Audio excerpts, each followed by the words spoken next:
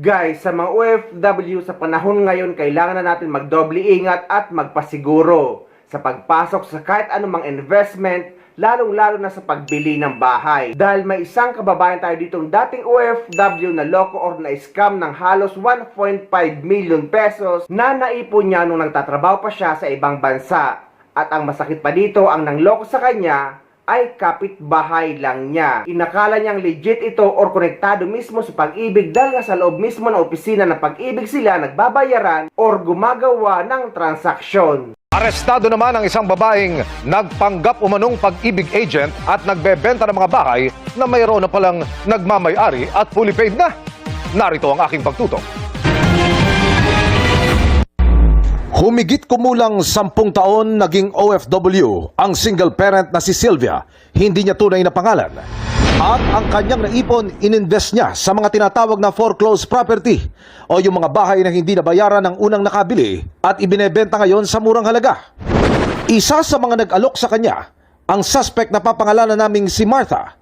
Madalian niya silang napaniwalang konektado ito sa pag-ibig dahil bukod sa matagal na niyang kapitbahay, Kung kulang sa imo, Oo, umano lang. 50 na lang. itinitripping pa siya nito para ipakita ang mga binebentang property.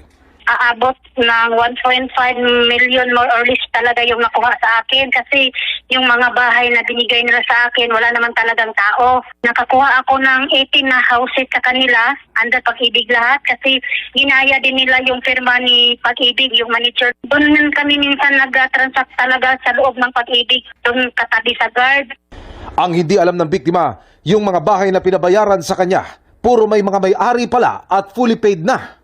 Yung mga bahay kasi na parang na-abandon, which is investment lang po ng mga tao, yung mga nasa abroad, yung mga hindi nila nabibisita, and ito namang namimeke na tao, nagpapanggap na nabili po niya ito sa totoong may-ari, and then ibinebenta sa pamamagitan ng pamimeke ng mga dokumento. Nagsumbong ang biktima sa PNP-CIDG at sa loob mismo ng Pag-ibig Office sa Davao City. Dinakip ng mga pulis ang babaeng suspect. Nahuli ang respondent habang aktwal na nagpuproseso ng mga document para sa mga transaksyon sa pabahay na Pag-ibig at tumanggap ng mark money at budol money mula sa pusher buyer. No comment sa ngayon ang suspect na ipinagharap na ng mga reklamong paglabag sa Anti-Red Tape Act, estafa at usurpation of authority. Grabe sir, yung mental health ko sir, hindi ako nakatulog. Kasi dati akong OFW for 9 years, tapos yung pera ko ginamit ko sa investment dito sa Pilipinas. Tapos nakuha niya lahat.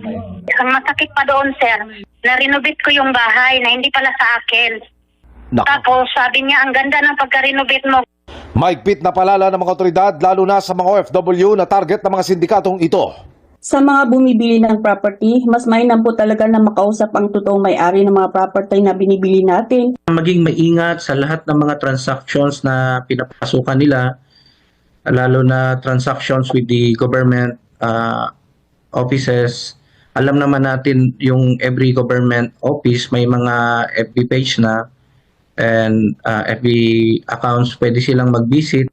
Kaya guys, paalala ito sa lahat ng makababa nating OFW or mga dating OFW, lalo kung kumukuha kayo ng bahay sa Pag-ibig ay dapat kumonsulta muna kayo sa nagtatrabaho mismo sa Pag-ibig at ipacheck nyo ang record at status ng bahay na gusto nyong bilhin bago kayo magbitaw ng pera.